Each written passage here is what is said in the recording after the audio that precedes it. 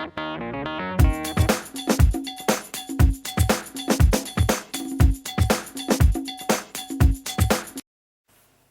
vakarą, su jumis Fabijoniškių aktyvistas, kandidatas į Seimą Andrius Mulevičius. Šios dienos rezultatai.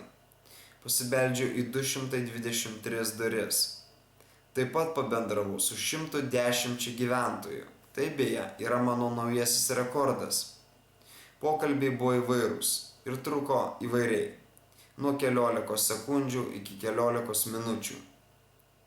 Taip pat atsakau į Alvydo užduotus klausimus. Kaip aš žiūriu į gėjų santuokas? Vienareikšmiškai, neigiamai, todėl joms nepritarsiu. Kokia didžiausia blogybė Lietuvoje per 20 metų?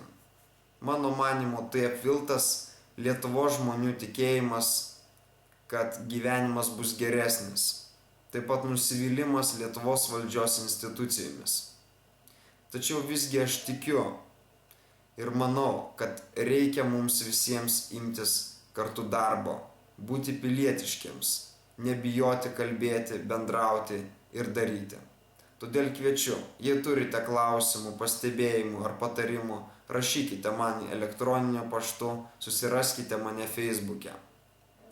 Fabijoniškių aktyvistas, kandidatas į Seimą Andrius Mulevičius.